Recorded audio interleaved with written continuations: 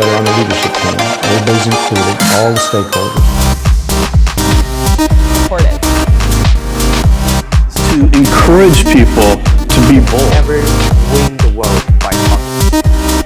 And what you create define who you are.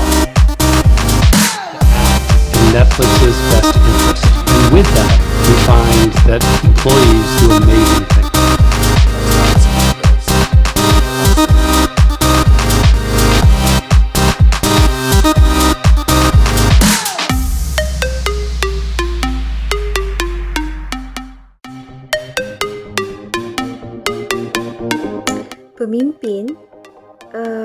Pemimpin tu ketua kan?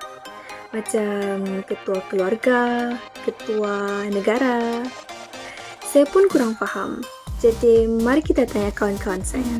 Bagi saya, pemimpin ni adalah seseorang yang mempunyai keunggulan dia tersendiri. Dia memiliki satu wibawa dan kuasa untuk menggerakkan orang lain untuk bersama berusaha dalam melakukan sesuatu untuk mencapai sebuah cita-cita atau objektif yang sama. Pada pendapat saya, pemimpin ni adalah seorang ketua bagi satu kumpulan atau organisasi yang dia ketuai. Pemimpin ni ibarat orang yang tertua dalam bidang tersebut dan dia banyak pengalaman. Ketua ni juga adalah orang yang menjadi atau pemimpin dalam sesuatu organisasi, pertubuhan maupun pentadbiran. Sebagai contoh, kalau zaman-zaman dulu kita ada ketua kelas, ketua kampung, ketua negara, ketua setiausaha negara, imam solat jemaah dan banyak lagi. Kalau kita ingat zaman sekolah dulu, cikgu sering memberikan tugas kepada ketua kelas untuk jaga rakan-rakan kelas ni. Ketua ni akan suruh kita duduk diam-diam dan buat kerja yang telah guru berikan tadi. Itulah fungsi ketua. Pemimpin adalah seorang yang mempunyai ciri-ciri kepimpinan. Apabila kita bercakap tentang pemimpin, dia sudah tahu bahawa dia seorang yang patut diikuti dan patuhi. Pemimpin ni dia ada unsur yang boleh mempengaruhi orang lain tau. Sebab bila mereka bercakap, mesti semua akan dengar dan sokong. Kalau kita nak tahu pemimpin tu okey ke tak, kita tengok cara dia memimpin dan reaction orang sama ada mereka ikut ataupun tak pemimpin tersebut. Oh, itu maksud pemimpin. Sekarang saya sudah faham.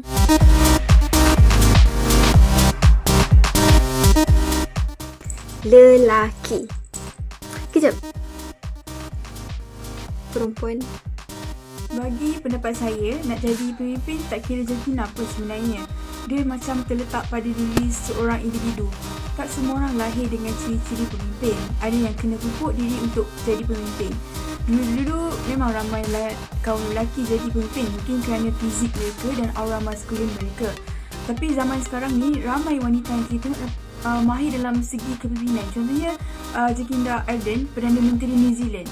Dia manage untuk menjaga rakyat dia di dalam fasa penyebaran COVID-19 dan sekarang ni negara New Zealand dah jadi negara bebas daripada penyebaran wabak COVID-19. Malah kepimpinan beliau menjadi inspirasi kepada orang muda, especially kaum wanita. Saya merasakan bahawa wanita juga mampu menjadi pemimpin kerana mereka mempunyai ciri-ciri pemimpin seperti adil dan saksama dalam melaksanakan tugas, sikap dan amanah, serta mampu berfikiran terbuka secara rasional. Selain itu, terdapat juga pemimpin-pemimpin wanita di Malaysia seperti Datuk Seri Dr. Wan Azizah Wan Ismail yang merupakan bekas timbalan Perdana Menteri dan beliau juga pernah bergiat aktif dalam perjuangan reformasi bersama suaminya pada suatu ketika dahulu.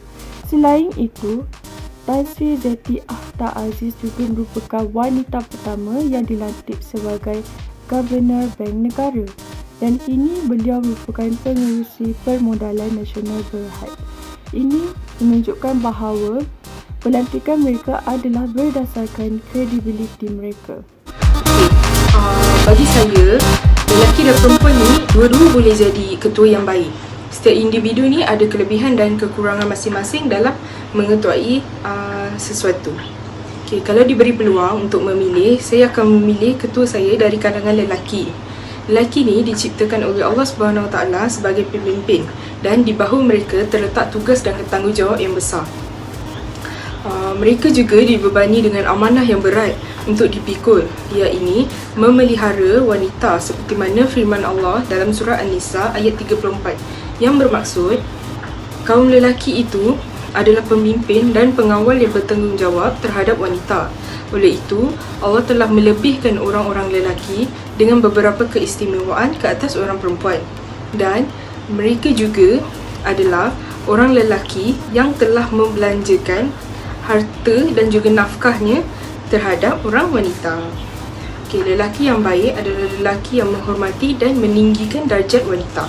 Besarnya tanggungjawab seorang lelaki sehinggakan segala tanggungjawab ke atas wanita dipikul ke atas bahu seorang lelaki.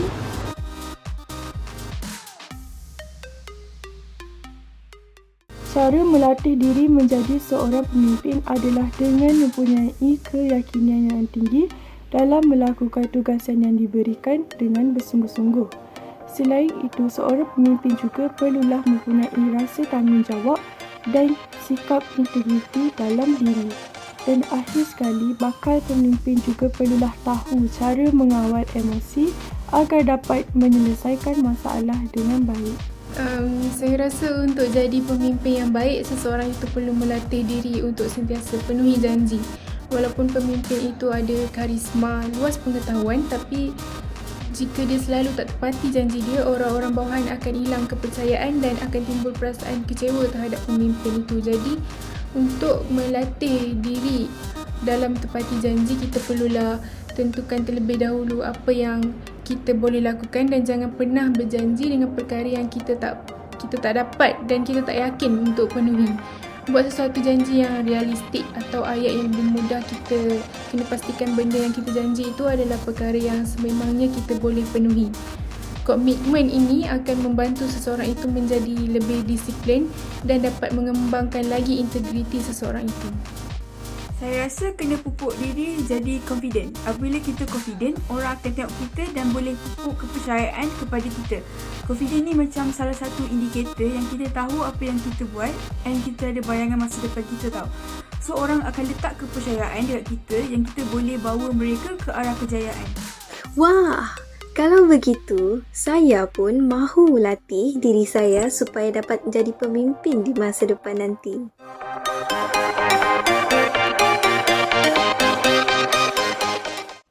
Setelah mendengar jawapan dari kawan-kawan saya sebentar tadi, saya mendapati bahawa lelaki dan perempuan boleh menjadi pemimpin kerana ia berdasarkan kemampuan dan kelayakan individu tersebut.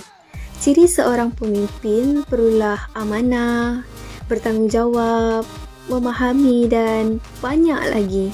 Jadi, kita perlu melatih diri kita untuk menjadi seorang pemimpin yang baik.